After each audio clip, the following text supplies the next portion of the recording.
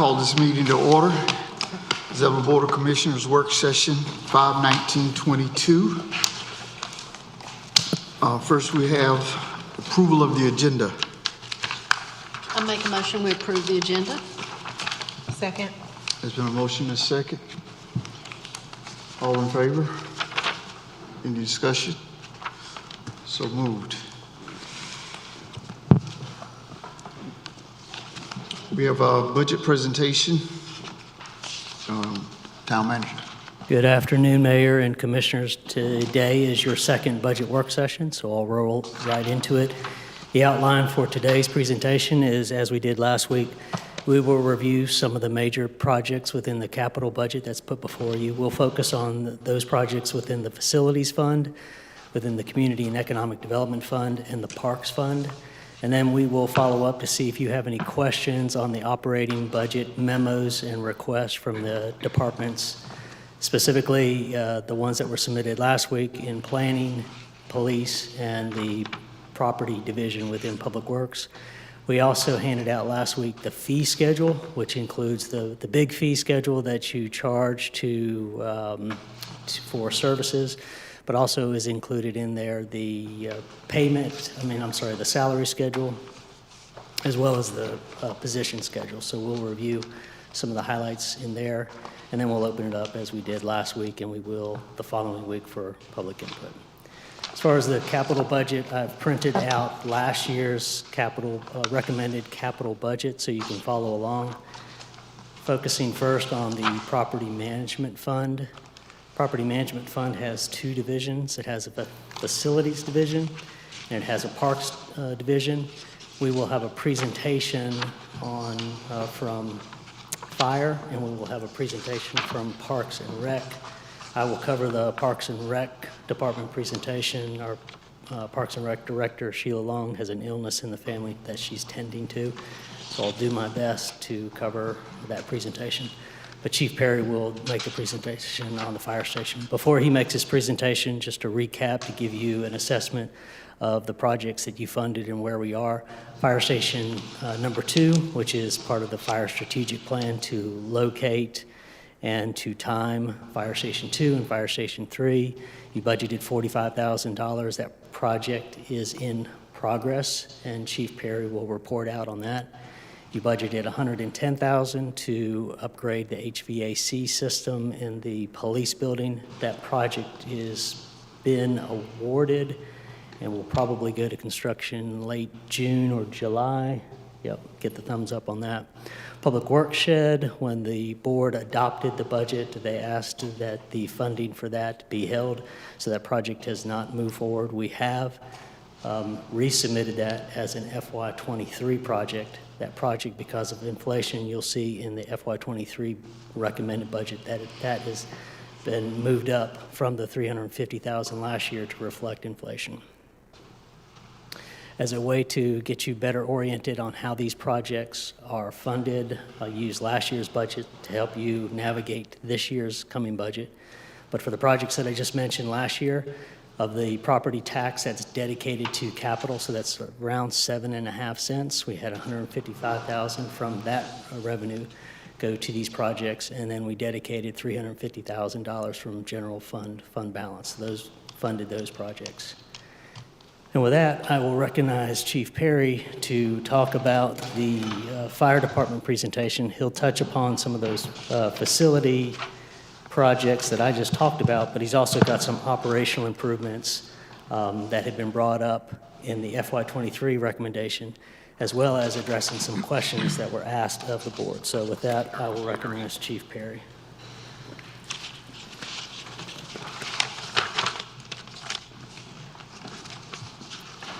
Good afternoon, Mayor and Board. I'm going to start off this afternoon talking to you a little bit about the Fire Strategic Plan, which is in our current FY22 budget, and kind of talk to you about what we're working on and where we're at, so you've got a kind of a status of where that project is at. Our Fire Strategic Plan, just like any other strategic plan that we're working at, provides where we're going. where are we going and how do we intend to get there? And there's, just like every other department, we start our strategic planning process, and it will continue to be updated as the town grows on a periodic basis.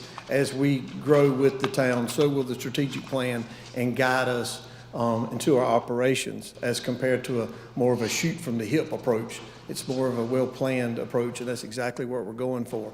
Our strategic plan looks at the operations or the response side, the services that we deliver, the capabilities we have. Should they, are they sufficient?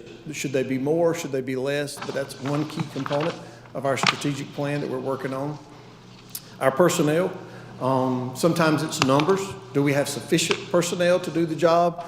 But beyond that, the skills and abilities of our personnel. Should we be adding additional skills to what they do? The programs, whether they be public education programs or others. I'll give you an example of something we're working on now. We're currently expanding that kind of follows all three of those. We are currently expanding our technical rescue capabilities. That's something that, years in the past, we didn't see as much of a need for that. But as the town grows, we're seeing more need for technical ability to, if someone needs to be brought down off of a roof or a high area, not necessarily like water tower type height, but roof areas, elevated areas. So we are currently in the process of training our staff to be able to accommodate that, purchasing equipment. So that just gives you one example of how sometimes our services change and the services we deliver changes the way we operate. And lastly, one that you're well aware of is our facilities. How do our facilities roll into all of that? And that was one of the key factors when we started talking about strategic planning, was trying to get ahead of where fire stations will be needed in the future. So we identified quite a few tasks, if you will, that go into our strategic planning process. And I'll just kind of give you just a basic overview so you know what we're talking about. The internal analysis, we did a analysis of our staff. That includes our volunteers, our part-time employees, all of those that are part of our organization. Our department, when you look at us as a whole, is about 60 people within the fire department, and looking at the strengths and the weaknesses and the opportunities and threats, as you're familiar with the SWOT analysis that may go in. But we went through there and identified internally what issues were, or again, our strengths, what have you. Glad to report that part has been completed. So that kind of goes into the data set of knowledge to be looking at.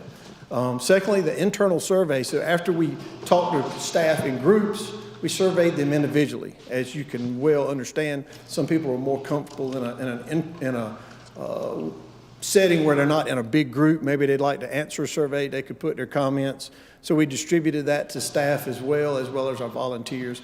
And that too has been completed in our journey towards getting a good strategic plan. The next part was our response partner feedback, surveying those that we work with, and that's a wide variety. That goes from neighboring fire departments that we interact with on a day-to-day basis, to our EMS agencies who we're partnered with, to other town departments that we function with. Is the fire department meeting the needs as you would see? So we're gauging, again, our performance versus the needs and how we're measuring up. Good news is that part has been completed as well. The next phase that we'll be doing, and I'm going to give you just a little bit more information on that, is the public feedback, where we take a survey and distribute it to the general public, and they can weigh in on how we as a department are providing services. Do they want to see more of something, or are we doing something with a lot of newer people moving to our community? People may be used to seeing some types of services. We want to get that feedback so we can look at it and see if that's something that we should be provided. So that'll be an upcoming step in our process. Fire station needs programming deals with what do we need within our facility? What are we lacking? What will we need in the future? One of the best examples deals with, a couple of years ago, we added full-time fire code enforcement, someone dedicated to that purpose. And to then and now, we don't have the facility space for that. So we're trying to look ahead and identify needs before we find ourselves having it. And you all know the story. You've heard me talk about it before. But we put our fire inspector in a closet, and he's been in the closet ever since working. That's the only space we had to put him. So we're just trying to get ahead of it, get ahead of the curve, if you will. Staffing, and that is upcoming as well. Staffing and workload analysis, looking at how our staffing compares to other areas to see if we're comparable, are we less, are we more, and how does that relate to the workload? Should we have more staff? Should they be structured in a different way? Really looking at that piece of it, and again, that deals with those people part. And that part is partially complete. Some of that has started. We've been able to collect some of that data, but there's more yet to be done in that part. The GIS analysis of fire station locations, we've had lots of discussions of that over the years. And this is really a key to try to forecast where do future fire stations need to go. And in an area that is growing as fast as ours is, that is key in trying to identify those locations. It's in progress. We've been working on them, and we'll continue to work on figuring out where they should go as we work through that. Again, just developing a roadmap. Community risk reduction deals with looking at the community not only as a whole but individually. What are the risks that we are, if you will, charged to protect? And making sure that we are equipped and prepared to do that. So the community risk reduction looks at different facilities, various facilities, and the different risks that come with them, and making sure that we are prepared for incidents that may occur. So the community risk reduction piece has been completed. Once we get all those pieces of the puzzle put together, then that's when it's all compiled, and the recommendations and the strategic plan are developed from all the data that has been collected to develop that strategic plan. So this is probably a good time to talk about that, for me to roll back to that public feedback piece. I'm going to try and bear with me because Sheila did this so with ease last week. I don't know that I can do that, but what I do want is give you a preview of the survey that we intend to send out to the general public, so that you can see. The first one, just don't pay any attention. The date we will set once we send it out. This was done in a draft, but it just gives them an introduction, the general public an introduction to what we're trying to do. Gives them kind of an overview. Are you a resident within the town of Zebulon or the Zebulon area? The group that's working with us tells you we will likely get people that will complete the survey that may not necessarily, we don't even particularly serve. But so we do want to kind of clarify that. What services have they received in the last 5 years? And just trying to get a perspective of the person answering. Have they received services and they're kind of commenting on them, or are they, is it a thought of the services that they should receive? And it goes through some of the various services that we offer, as well as it gives them an option to type in something other if they had some other interaction with us.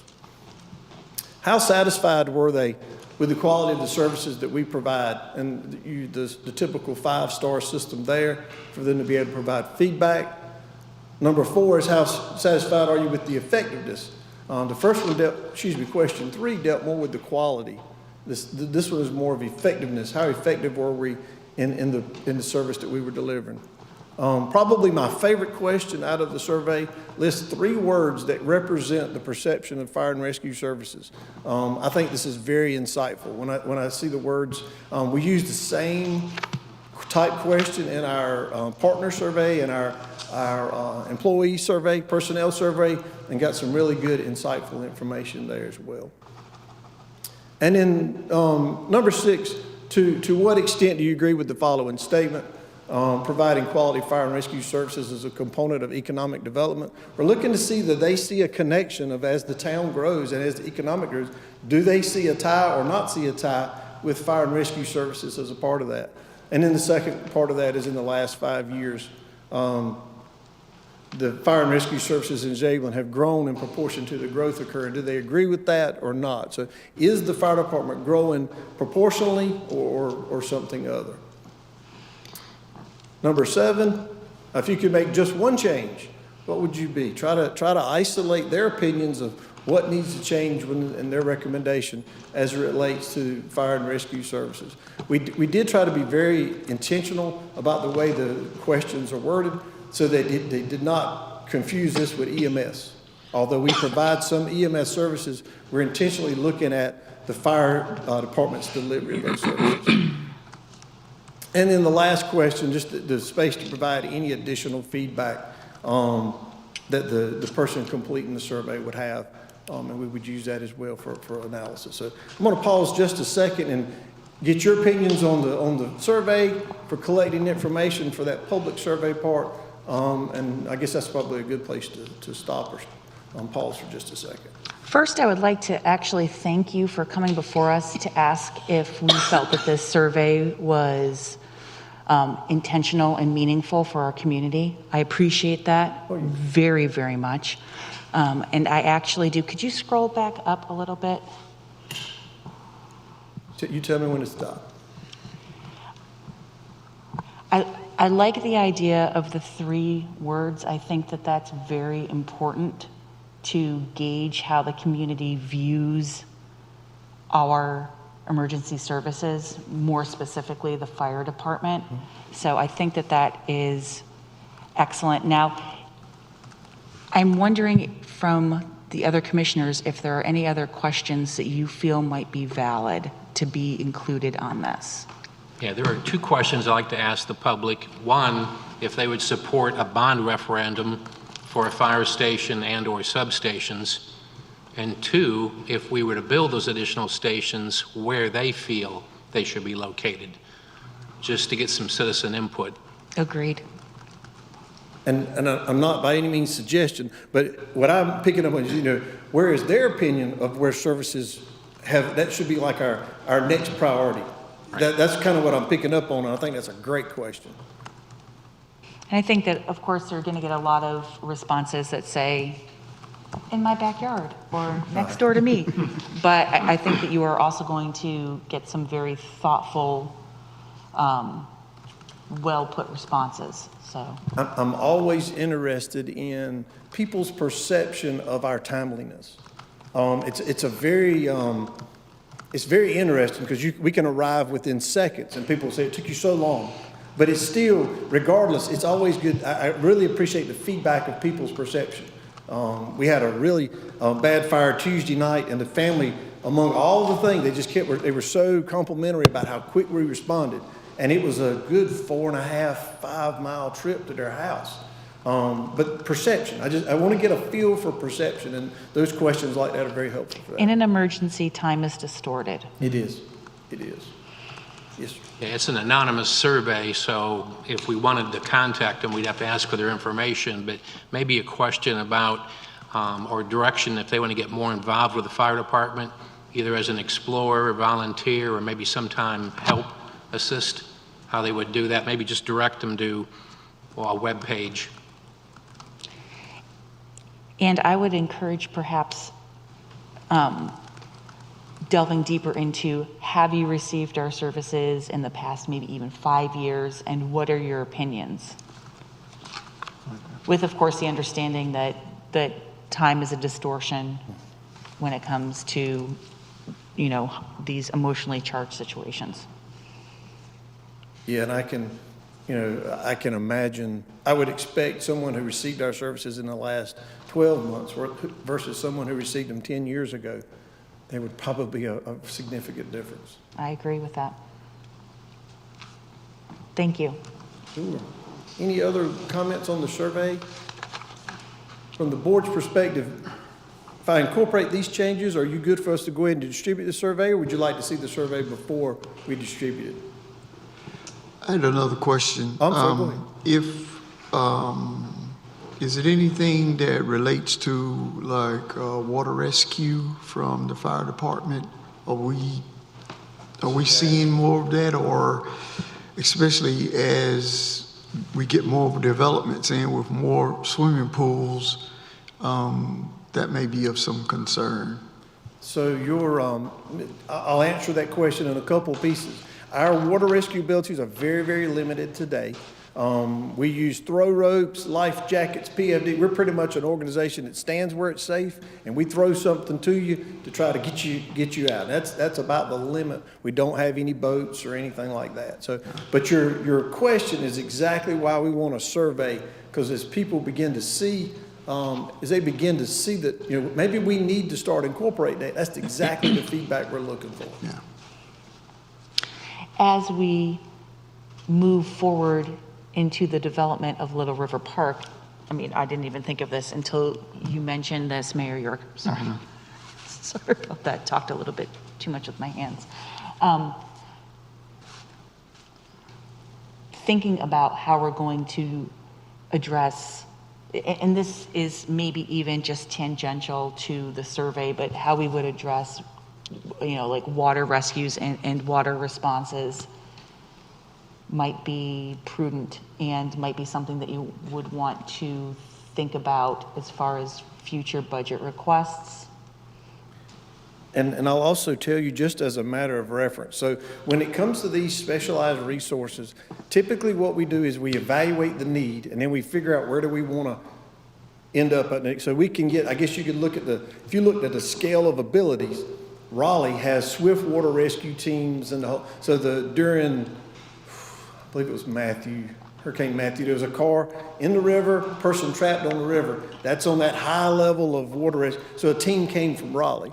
So we wouldn't necessarily want to go to that extent, but how far do we, and the technical rescue is a good example. We're about like a 1 out of a 10 now. We're going to go to about a 4, 5. We're going to increase our abilities, but we would do water rescue the exact same way. Figure out what are our needs. Maybe we need to do a little bit more so we can cover the majority of the risk. But maybe we would still rely on others to help us with those more technical, more labor-intensive or training-intensive activities. That's exactly what we'll evaluate. I think that even just having some staff trained as certified lifeguards might be beneficial, because when you're talking about some of these types of rescues, that might be all that's needed. Sure. Okay. Thank you so much. Oh, you're very welcome. Any other questions, comments, discussion?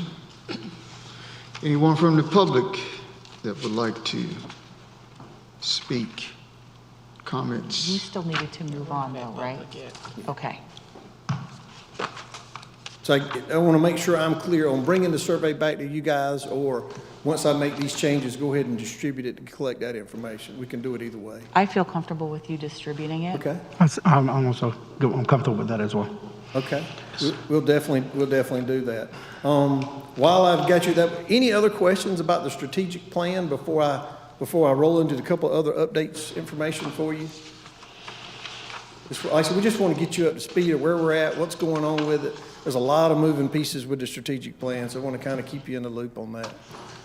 Thank you. And now the trick is I got to get back to the PowerPoint. All right, there we go. So the next thing I want to get just again an update or an overview.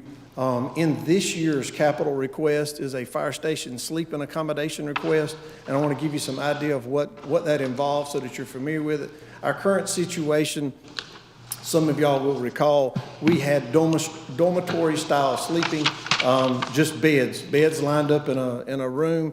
When COVID came through, that created quite the challenge for our employees to be with each other, sleeping within 3 and 4 foot of each other. We were really concerned about the possibility of a person coming to work, not even knowing they were sick, and by the end of the night, the entire crew had been infected. So what you see in the picture are the partition walls. Honestly, they're not much more than an office partition. It does provide some separation. The beds are still literally inches apart, but yet there's a wall there that separates them. Within the current situation, we have 5 beds. It is common for us to have 6, 7 people sleeping at the fire station. Our volunteers like to come and spend duty crew nights there. They often sleep on the couches and the chairs, what have you. So that's what started the need to increase our sleeping accommodation. With the request for additional employees, that just kind of puts a big exclamation point. In a perfect world, This would have traveled along with the fire station project, but unfortunately, our need for staffing and our need to have those volunteers in our building is much accelerating much faster than we'll be able to get a fire station constructed, as we're still a couple of years, maybe 3 years still out. So we have these, and then I made a little note there just for if you're following along. We've initiated a lot of cancer reduction activities, one of which is the shower within the hour. When our personnel are involved in fire products, the industry standard right now is that they shower within that 1 hour period to get that stuff washed off of them. That they were finding that the cancers were coming from these materials, burned materials, and they would just sit on the skin and sit there for hours at a time before someone got a shower or whatever. So now we've really reduced that time frame to get those materials off of them. But we've got one regular shower, just like many people have in a half bath or something like that, a small shower. And that has made it very problematic to get our staff through the showers. It looks like camp, the week camp where all the kids are lined up for showers. That's exactly what it looks like. So the request that we've included is to be able to expand our sleeping area as well as add an additional shower capability. The request that you see reflected in your budget is to use that space where we've moved our training staff, our training area over to the former EMS building to expand some of our sleeping arrangement into that building. This is, for lack of a better term, as a stopgap measure just to get us until the new station is constructed. What you see on the right is just a diagram, an illustrative diagram of what that could look like. What that actually depicts is individual rooms. So then in a situation when somebody comes to work and they don't know they're sick, but they are, then we've really limited that contamination dramatically. And that's a huge, continues even today as COVID goes up and down. We are super sensitive to someone coming to work and with absolutely the best intentions. They don't know, but they come to work sick and we don't know it, they don't know it, and next thing we know we've lost not one employee but 3 or 4 employees at one time. So that is the request that's in front of you, and we just wanted to provide that as an overview, and I'll answer any questions that you may have about that. Can these upgrades be reused or repurposed either in the new station or in some kind of different facility? I think my answer would be yes, because even like the beds and stuff could definitely be reused and stuff. If we try to go with the partition idea like we did in the other part of the building, then those could obviously be used again. So I think there's opportunities for us to reuse some of this equipment, even if it's, if this building is reused for a different purpose, these could potentially be office spaces if we set them up that way. And then I know that when I worked in the lab, we had emergency showers that we used, but this sounds like the shower that you're proposing is a full-on separate room. That is correct. Okay, all right. How many showers would that add, Chris? Just kind of curious. I'm hoping we're going to be able to add at least one. Preference, we would have 3 showers. Okay. That's what we're going for. Space, as y'all know, is an issue. Okay. So we're going to have to do some work on the utility side to be able to accommodate that. But our goal would be to have 3 showers. And if you can imagine, just to give you perspective, if we were the recommended budget, then we would have 6 people working at a time. So that means it would, 2 reiterations would get everybody through the shower. And so this diagram looks like you're going to be sacrificing your meeting space? So that we're currently meeting now in the EMS building. So we've moved. So you've moved all of that over to the EMS building anyway? That is correct. Okay. That room is bigger than this room was before. Yeah, okay. And then, so I understand what you're saying about sleeping in separate areas for segregating and reducing the risk of things like corona. Does that mean that there's going to be a renewed effort to make sure that all of the employees are wearing masks while in the station, just to mitigate that? Potentially. So our staff, we segment them as separate as they can, just to minimize as much. When we need to wear a mask, they do. They're there for a 24-hour period, so it's difficult for them to wear them on an entire day, if you will. But we do encourage mask use when they're in tight quarters and those type of things. Of course, on calls, masks are almost, especially medical calls, always wear a mask and that kind of thing. So,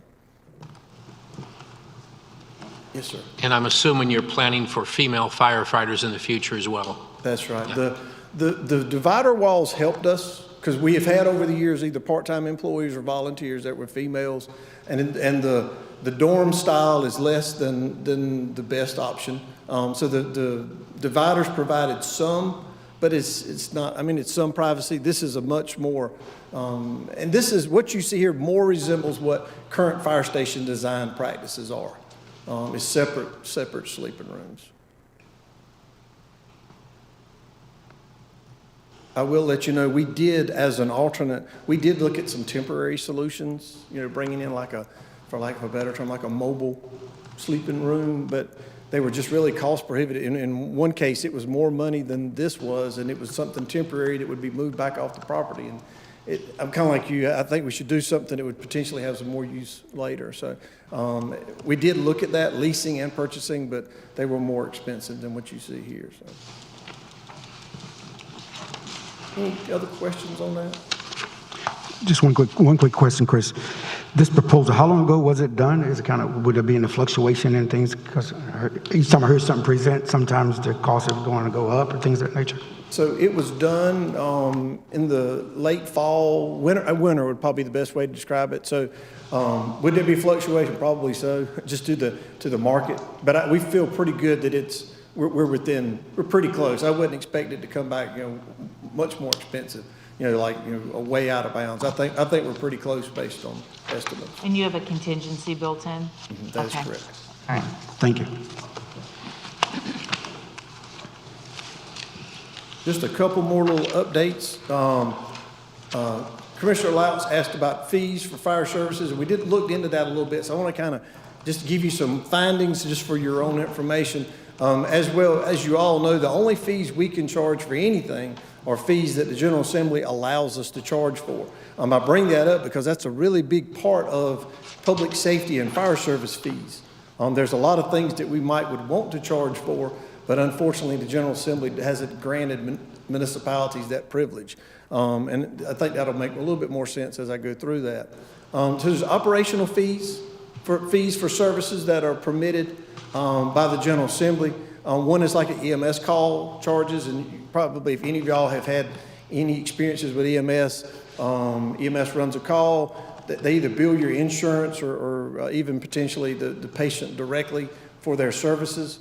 That's where the subscription program comes with EMS. You pay the $60, and they don't pay you individually. Or bill you individually. They bill your insurance company. When it comes to EMS call charges, those are limited at what Medicare or Medicaid will allow to be charged. They set the caps. And unfortunately, EMS is charging the maximum that Medicare and Medicaid will allow. So they've really left nothing for fire service to be able to charge on EMS calls. They're already charging the maximum. So unfortunately, on EMS call charges, there's nothing left that we could charge for. So we don't recommend any charges for our EMS call services.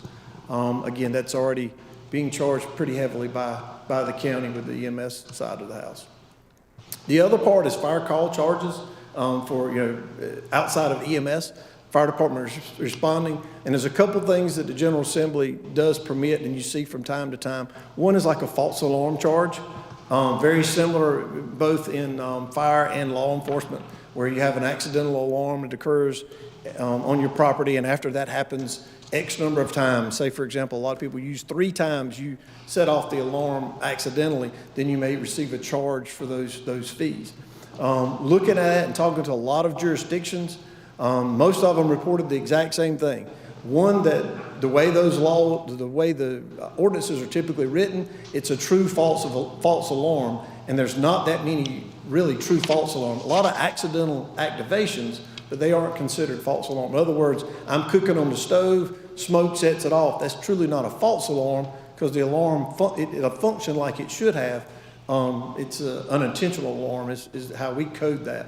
So when you look at the false alarms that are truly false mechanical issues, a smoke detector that randomly goes off and nobody can figure out why, there's not many of those. Most jurisdictions that we talked to said you put a whole lot more work into tracking and your outcome on revenue side is very, very low.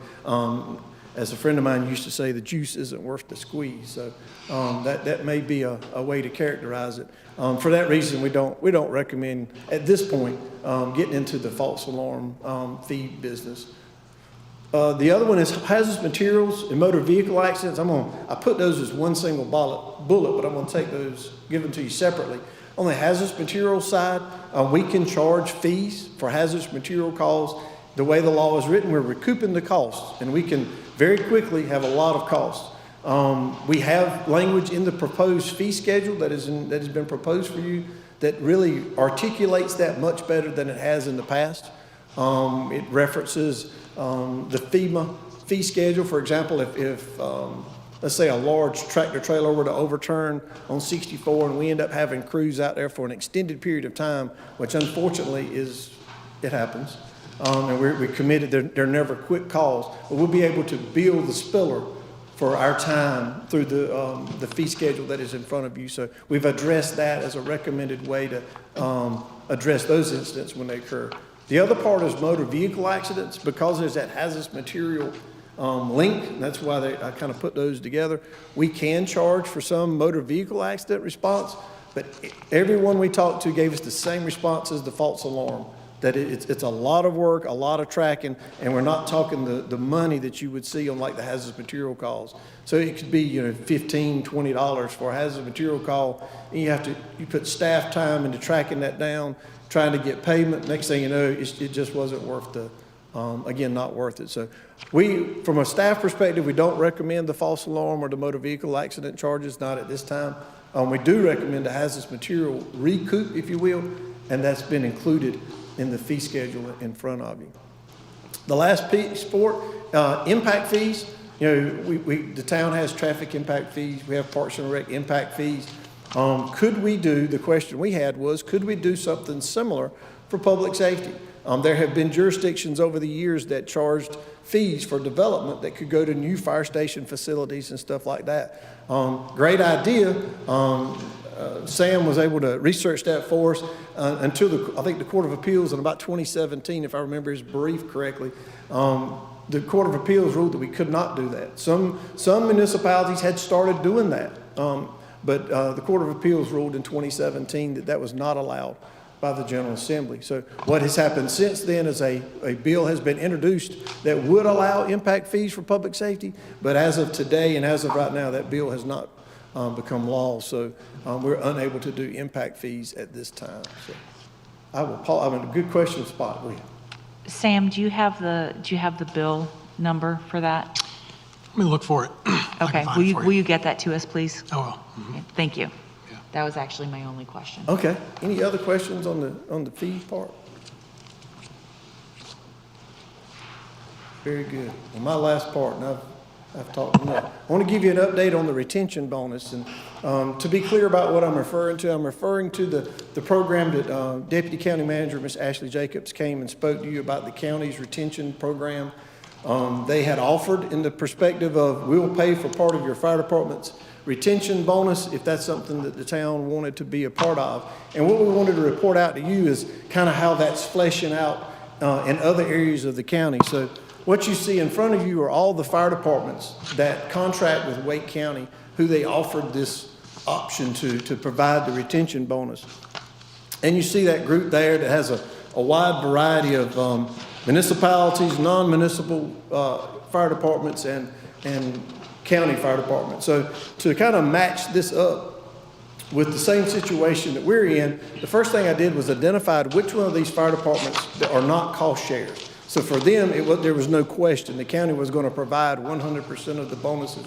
So if I take those out, the ones that really didn't have a decision to make because it was a 100% program, then that kind of thins the group out a little bit. So that leaves Apex, Fuquay, Garner, Holly Springs, Knightdale, Morrisville, Roseville, Wake Forest, Zebulon. Obviously, those are our municipalities across the county. Looking at this group, some of these fire departments are not connected with the municipality at all. They are governed by our board of directors. They serve a municipality, but they're not a municipal department at all. So likewise, I kind of roll those out, and that would be the Garners, let's see, my animation. There they go. That's what I was looking for. I got to keep clicking. That takes out Roseville and Garner, who are served by incorporated departments but not served by the municipality. So that leaves you with 7 municipalities in the same, or I should say 6 municipalities in the same situation that we're in to make this decision: Apex, Fuquay, Holly Springs, Knightdale, Morrisville, Wake Forest, and of course us. Looking at those groups, Knightdale, Morrisville, and Holly Springs have already notified the county that they would be participating in the retention bonus. And I want to kind of clarify what that means. Those 3 municipalities have all agreed to take the money that the county has offered and distribute it to their fire department employees. They don't intend to add anything to it. They don't intend to just put this program in front of any other employees. Just the fire department employees is what those 3 are doing. I questioned why. Why would you pick out a certain department, in this case the fire department? And it was funny because I got this, I don't know if they were comparing notes or they all told me the same thing, but 2 of them told me that their rationale was this was a county program. They identified it real early to say the county started this program for those employees, if you will, that serve the county, the areas that are not under the unincorporated areas.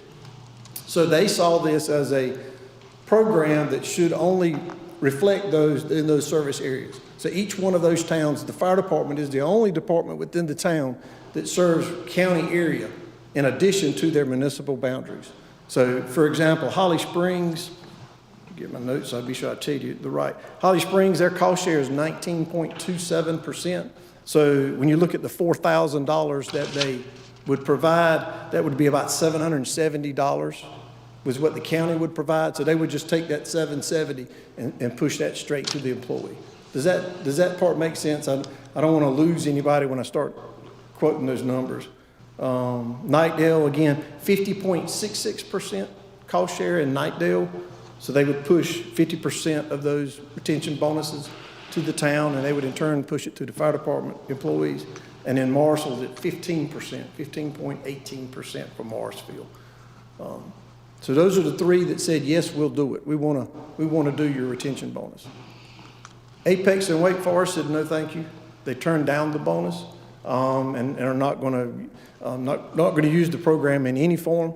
I think it's important to note that most everybody on this chart has some type of salary / retention / programs going on. Some have said, we've already got another program, or we're doing this with our salaries. So there's a lot of different variations of that, but this is specific to this Wake County retention bonus. And then Fuquay is in the same situation that we're in. They're trying to figure out exactly what they're going to do. So that leaves them and us in the same category. So I want to provide that to you as an update so you know what others are doing, to give you a feel for that. And I'll be glad to answer any questions you may have.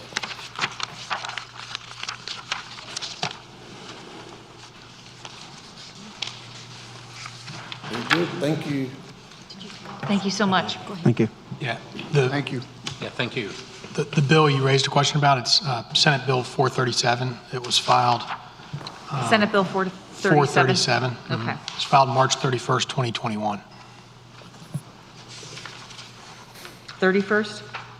That's right. Okay. March 31st, 2021. Thank you so much.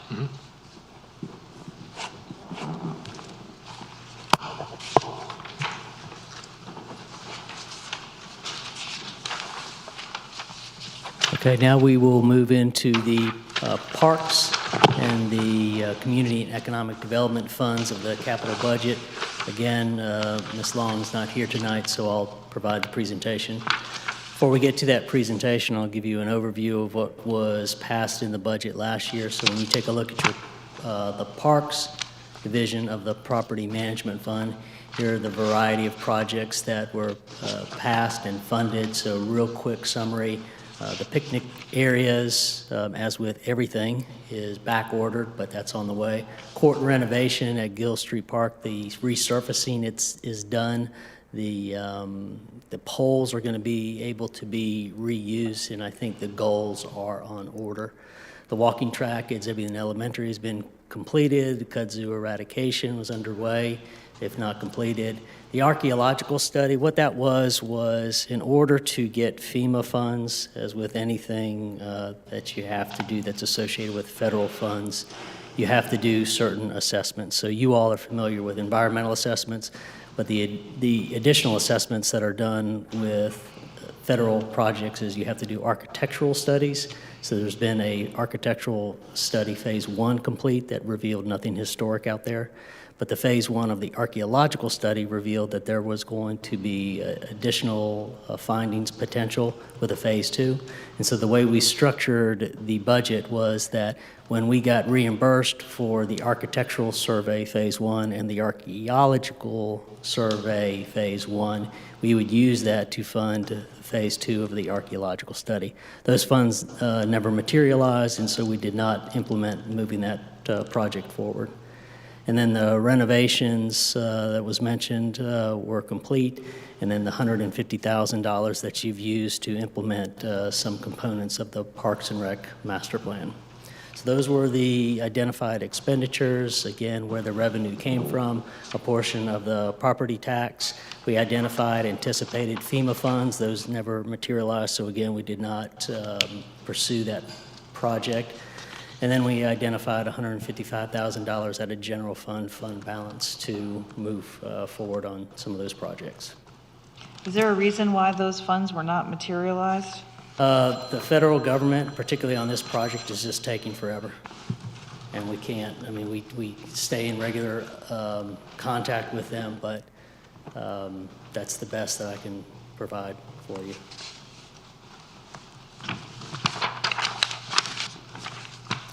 Any other questions? Are we supposed to be able to read these? No. That's why I gave you've got an individual sheet, a much bigger sheet that's been handed out. This is just to provide context of the sheet that we're talking about. So on the Community and Economic Development Fund, there were several programs that we've had recurring. The facade grant program continues to be a very popular program. The Streetscape grant program, even though we've expanded that to include applicability to private businesses, that continues to be underutilized. The Building Upfit grant, while we funded it, we never brought you forward a policy. There was other things going on. And also, there doesn't seem to be a lack of reinvestment going on downtown yet. So we have not spent any money, but you would need to adopt a policy before you started delivering funds out of that account anyway. The portion of the wayfinding, which would follow in conclusion with adoption of the brand, that money will be rolled over in the upcoming budget. The phase 2 of the alley activation has been complete, so that's that portion that is next to the new the coffee shop and then behind the old Debenham store. It includes not only the physical improvements you see, but also the infrastructure improvements that you don't see, most notably the Wi-Fi and the electrical hookups for food trucks on Horton Street. We changed out the LED tree lighting for the tree lights downtown. We got some feedback about the brightness or the hue of those lights, and so we've included some funding for you to consider to change out those lights and use these lights in a different location. And then the town-wide is just a following up of the branding funds, most specifically to implement the brand, whether it's wayfinding, whether it's loco or whatnot. So those funds have been flowed forward in your FY23 budget. And so the total of the projects that you see before you was $300,000, and how that was funded. We had every year we dedicate a portion of the sales tax. Last year was $50,000. This year was $50,000. The idea being that when the private sector does well, sales tax revenue goes up, so we dedicate a portion of that growth in sales tax to this fund, and then the remaining $250 came from general fund balance. Before I get into the presentation that Sheila was going to provide, I'll pause to see if there's any questions or comments. Okay, I'll do my best. The recreation impact fee is proving to be very beneficial. To date, again, understand that these are unaudited. These are not audited funds, but we're estimating that you probably brought in over $1 million in recreation impact fees. Based upon this rate of revenue, as well as the needs of a growing community, you'll have opportunity to pursue projects and identify those projects to pursue. So the FY23 budget that's before you only includes the most immediate needs and the known needs, but we're going to modify that as you all go through your work sessions and mini retreats in August, September, and October to not only identify how you're going to use these recreation impact fees that are coming in, but how you're going to identify what projects to fund through a bond referendum.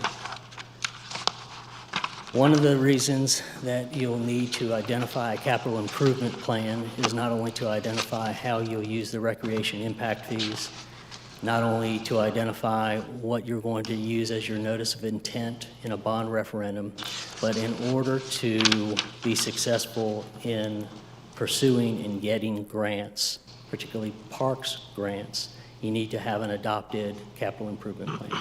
So again, we've given you a rudimentary one that we've presented in the FY23 recommended budget, but that will get fleshed out more as you all have these work sessions and mini retreats.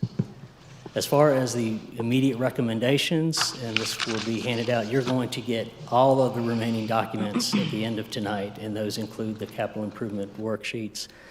The recommendations included in those worksheets are going to cover areas of immediate maintenance needs, the next most immediate need as far as the implementation of the master plan and continuing of projects. And what you'll see is the project continuation is the next phase of the alley activations.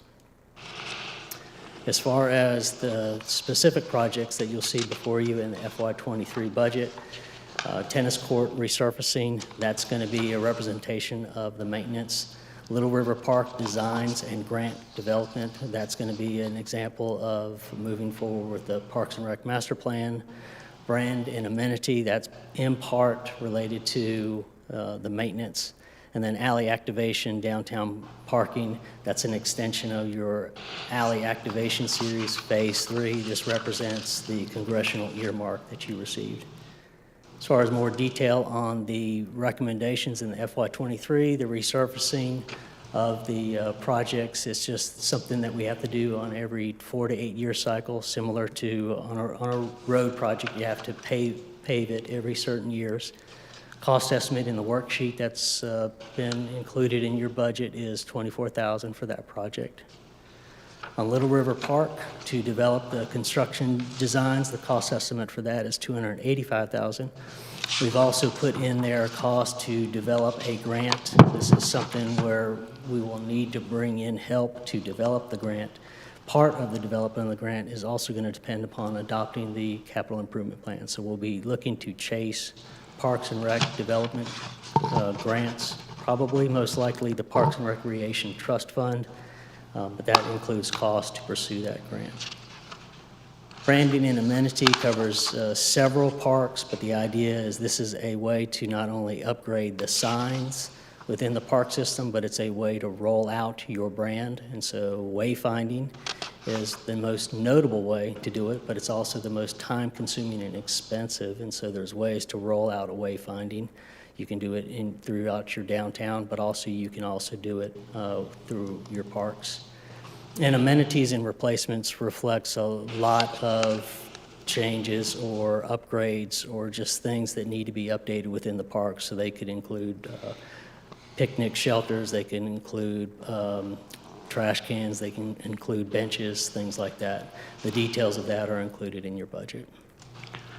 And then the big item is the alley activation, the third phase, which includes downtown parking because it was also included as the scope of the work that was awarded with the congressional earmark. So the federal allocation scope was that there would be property acquisition for parking, It would be the next phase of alley renovation. That alley renovation, as the other phases, would include utility improvements, most notably the Wi-Fi as well as the electrical upgrades.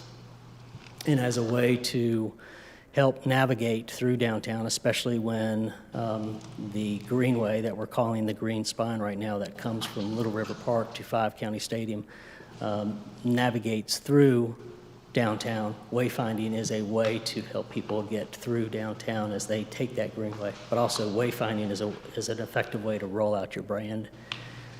And then as a way to develop walking tours as well as areas of interest, the federal allocation scope included public art along within the downtown overlay district. So the cost estimate and the cost of the federal allocation is $700,000. And then as far as future year dedications, while property acquisition for parking is included in the scope in the federal funding, the actual development of the parking is something for consideration of future budget year. Brief note about the alley activation. While it is technically going to be overseen by Parks and Rec and it is listed in your community and economic development fund, it checks a lot of boxes in a lot of different plans. So as Chief Perry mentioned, now that we've adopted a strategic plan and a comprehensive plan, you're going to see more implementation plans, like what are the specific projects and programs that you fund and develop and utilize to address the needs and goals identified in the strategic plan. So some specific implementation plans include your recently adopted Parks and Rec Master Plan, your recently adopted Land Use Plan, your recently adopted Transportation Plan. And the things that are included in the alley activation check, again, a lot of those boxes. So this green spine that we're talking about that's in with the master plan, a portion of that will go through downtown. The alley activations themselves, a park which is included as part of the alley activation plan, public art, again, that I mentioned specifically, that's within the federal scope of work. And in the land use plan, it identifies acquiring land for additional parking and other needs, greenway development, which is part of that green spine that would come through the downtown, and not only through the greenway that goes through downtown, but just to increase walkability. You've noticed not only with Springfest, but as your downtown becomes more vibrant, there's going to be more people downtown walking on the sidewalks, and so how we upgrade the sidewalks, how we increase the pedestrian viability of the downtown is a way to check off a goal of the transportation plan. So I just wanted to provide that the alley activation checks a lot of boxes and a lot of different implementation plans. So that's the reason for this slide. I'll do my best to answer questions or comments that you have. I think for me, I have one question. I go back to to the park area. Trying to get some information. Where would I go getting information for a bathroom at that park? Get some kind of like a financial kind of like outlook on it for Gill Street Park. That's currently the only park, one of the only parks without a bathroom there, and I have been posed with that question. Okay, so is the question, why doesn't Gill Street Park not have a restroom? Correct. Why doesn't it have a restroom, and how can we go about finding information on the process of the cost analysis on getting a bathroom there? Yeah, I would want to defer to an expert like Sheila Long on that. So I'll relay that question to her. She'll be in a position to answer that question at the next work session. Okay, thank you. Yep. Other questions or comments? Just to kind of piggyback on what you had asked, I think it has something to do with the classification of the parks. Each park has a different type of classification, and depending on where that classification is whether or not it has restrooms, permanent restrooms or whatever. Now, I could be wrong, but No, I think you're right, Mayor. yeah. Okay. But Sheila will get you the information on that. Thank you. Other questions or comments? Okay, we also are handing out to you tonight fee schedule. So you will receive the very big, several pages long schedule of fees. It has all the fees that we charge in there. We highlight in there the fees that are either new or have changed as a way for you to focus on the fees that are either added or new. We'll also hand out to you the salary schedule. So the salary schedule includes what the different grades are for the different positions. We've added a new schedule this year because we've gotten a lot of questions about stipends for the board. So that is a second page to the salary schedule that's been included. And then the position schedule shows you the new positions that have been requested in the upcoming budget. Just so again, like the fee schedule is just to highlight for you the new positions that have been requested. Walk you through as briefly as I can, but it's probably going to get a little complex, but I think there's a reason for that, and this group strikes me as they sometimes like to understand the mechanics. But one of the things that you'll see in the fee schedule is the actual property tax rate, and the property tax rate will also be in the budget ordinance that you adopted. I wanted to give you some history about the property tax rate that is currently being charged.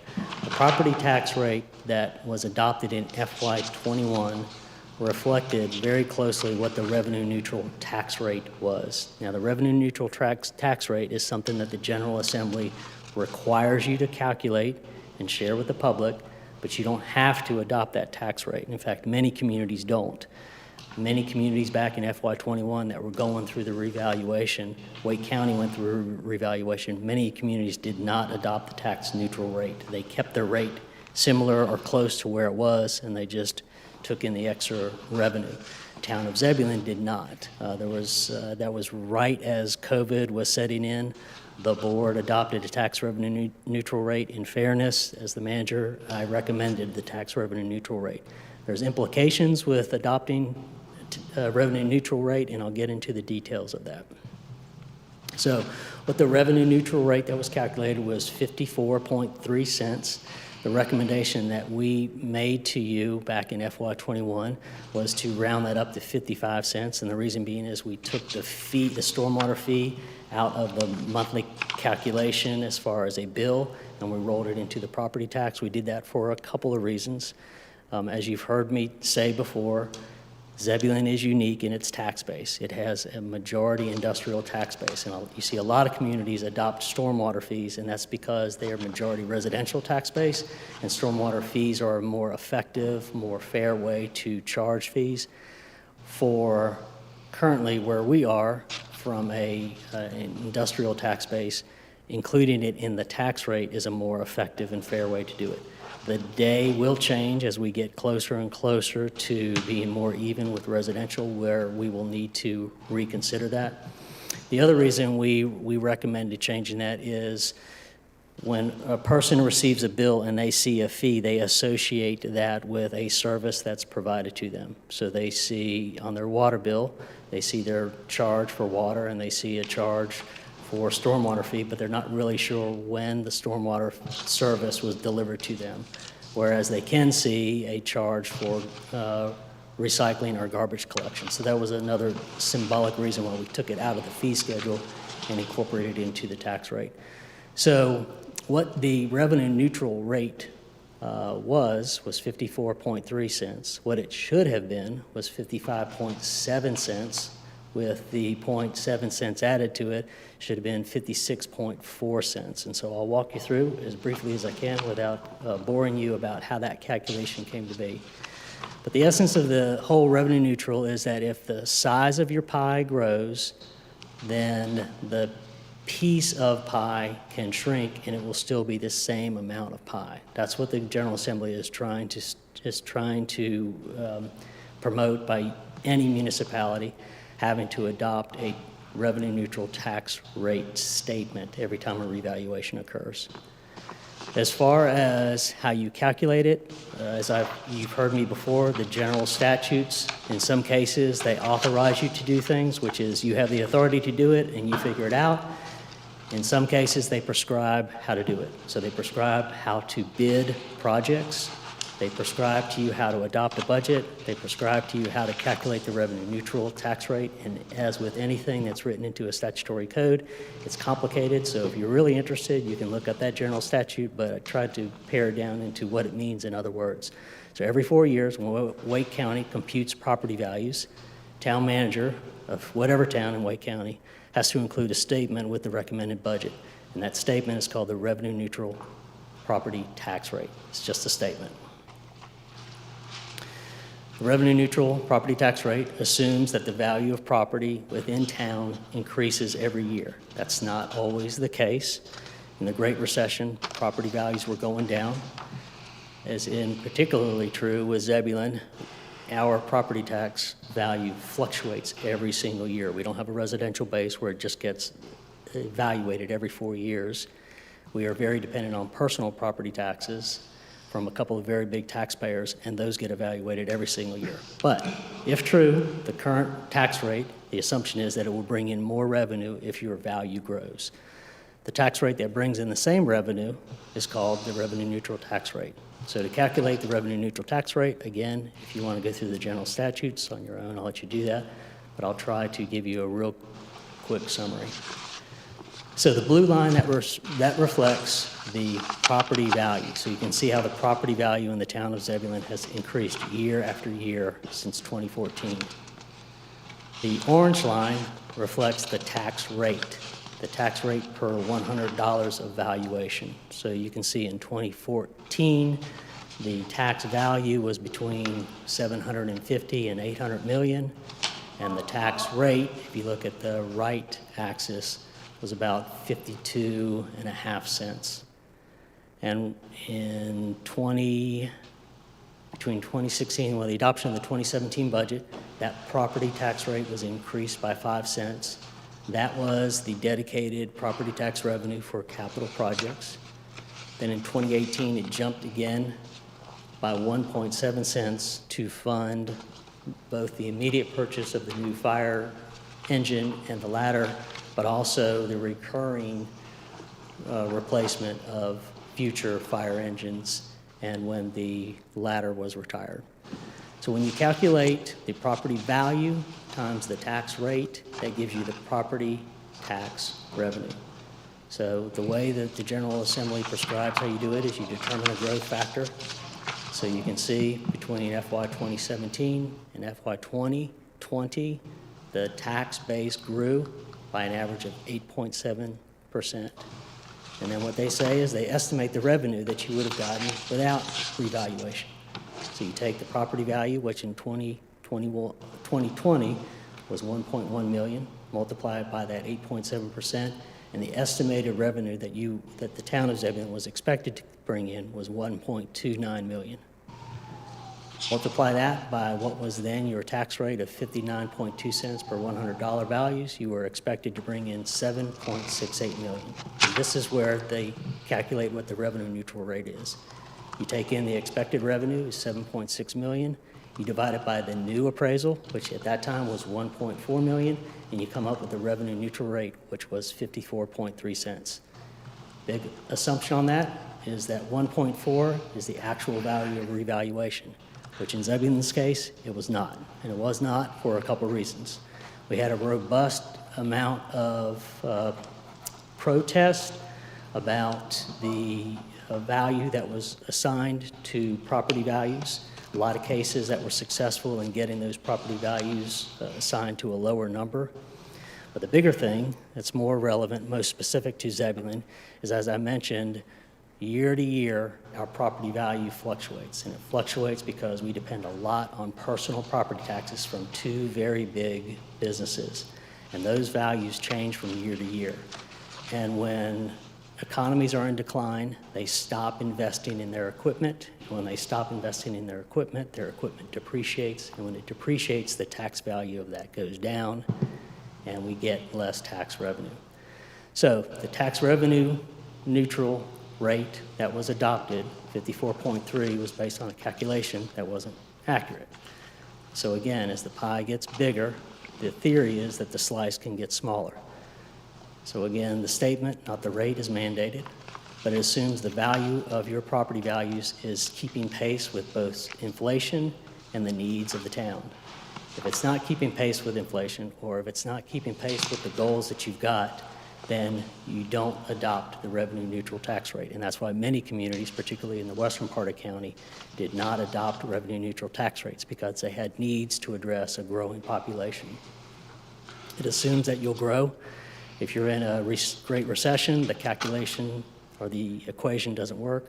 Also, if you're a unique town like Zebulon where your property value fluctuates from year to year, it doesn't represent the growth well because it assumes growth. It also assumes that residential tax base is valued every 4 years. Because we rely so much on personal property taxes from two big businesses within town, our property tax base is valued every year. So it doesn't take into it, it assumes the majority of towns that use this formula are reliant on a residential tax base. And for the overwhelming number of towns in North Carolina, that's true, but Zebulon is an exception. So again, what was adopted was 55 cents. What it should have been 2 years ago was 56.4. And so it was not correct 2 years ago, and it's also 2 years ago. So I wanted to give you some context about the tax rate that was adopted and part of the reason of why we have recommended increasing that to 57.5 cents. That was a lot, so let me pause before I get into another fee that's notable in the fee schedule.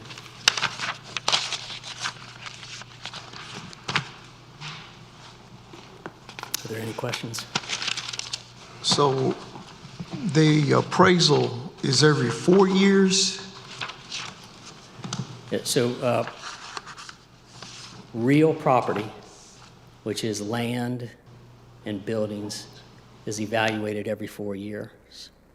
So the land, as an example, and the buildings at GSK are evaluated every 4 years. But we get much more revenue from the personal property taxes assessed on GSK, which is their equipment, their vehicles. Those are assessed every single year.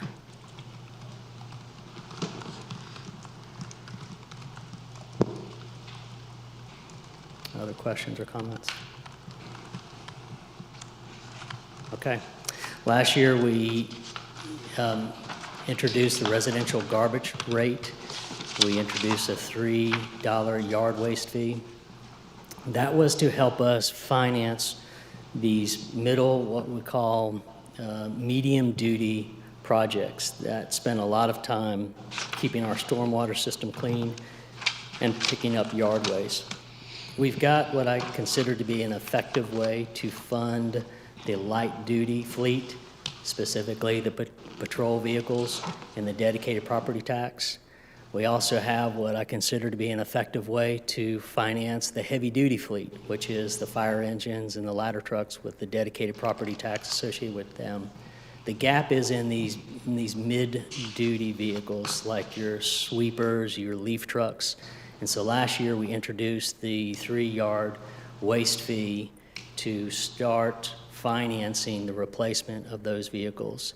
So when you look at, and you'll get it submitted to you at the end of this meeting, the capital improvement plan for the fleet fund, you will see where we have used this fund to start to finance the additional replacements in that medium-duty fleet, most notably those that are targeting and servicing our stormwater system, as well as more specifically administrating the yard waste collection for our citizens. I'll pause for any questions or comments on that. Okay, so that was the schedule of fees. Once again, it's a lot of pages. You'll see the highlights for the changes. I wanted to touch upon those two just because they're the most notable. You'll also get tonight the position schedule, so that identifies the new positions. You'll also get tonight the salary schedules for the employees, and again, for the first year, we have included a supplement to that includes the stipend for board board stipends. Before I get into see if there's any operating budget questions or comments or requests on the memos you received last week in police, planning, or the property division of Public Works, see if there's any final questions or comments on the fee schedule.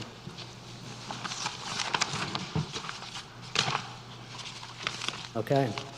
We have the representatives from the different departments here that submitted the operating budget memos and their spreadsheets. These were their requested budgets. The recommended budget that was delivered to you tries to match those requests, but not in all cases. And so there's going to be a difference between what was requested by the individual departments and what was recommended by the town manager.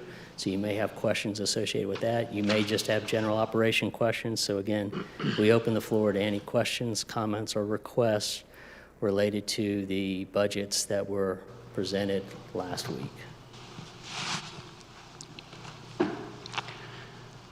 Will that, on that budget, will it consist of salaries for the commissioners in there? Yep, so when the salary schedule that you received tonight, and we'll hand this out at the end of the meeting, it will have the salary schedule for employees, and that's traditional, that's always submitted. But we've added a supplement, and the supplement is for Board of Commissioners stipends. And so that what has been shown in the past, we've just codified it. It's just kind of been rule of thumb, but this year we're putting it in writing so you can have a discussion about that. Okay. Can we make a request that kind of like the staff does a comparison to the other municipalities for commissioners' pay and kind of get back with us on that, please? That just happened, yes. Thank you.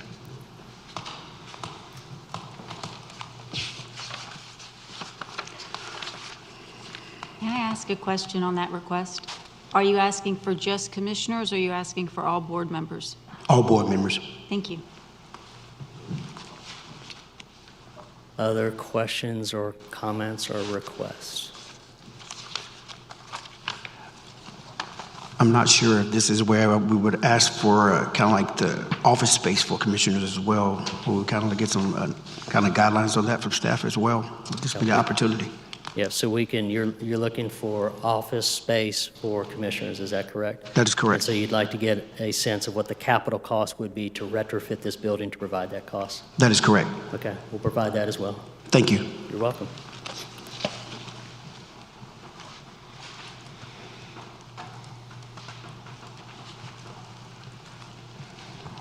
And I believe that the area that the board is considering is across from the current IT and HR department.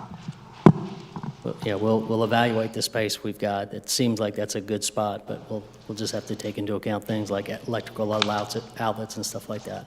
But we'll take that as duly noted. Thank you. You're welcome.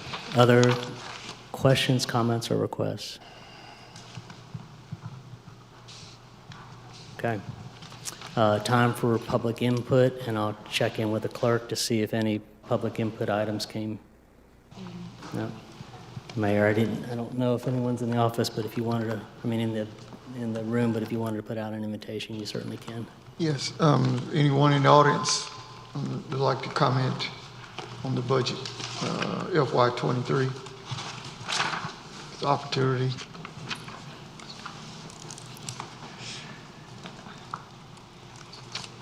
Hearing none.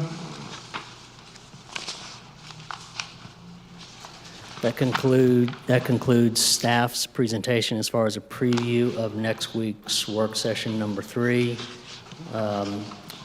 We will, at the end of this meeting, provide you with all the remaining documents. Again, we try to put this out in segments as a way for you to process the information rather than getting a massive document at one time.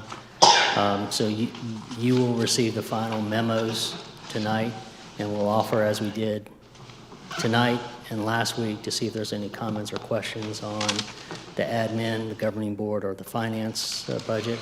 We will circle back on highlighting some particular projects and programs within the fleet fund, the transportation fund, the IT fund of the of the capital budget and provide you an overall summary of where all the expenditures were recommended and where all the revenues came from to support the capital budget that was recommended. And then again, as we've done with every work session, we'll open it up for any public input that was submitted online or is solicited in person. And with that, concludes our meeting, with the next meeting scheduled for next Thursday at 6 p.m.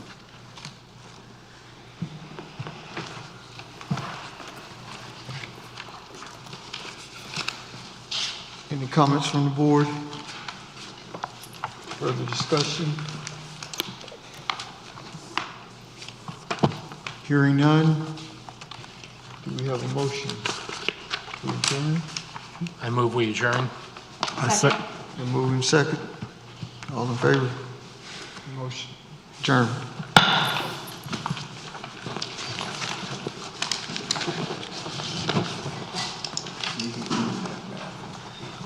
For Mr.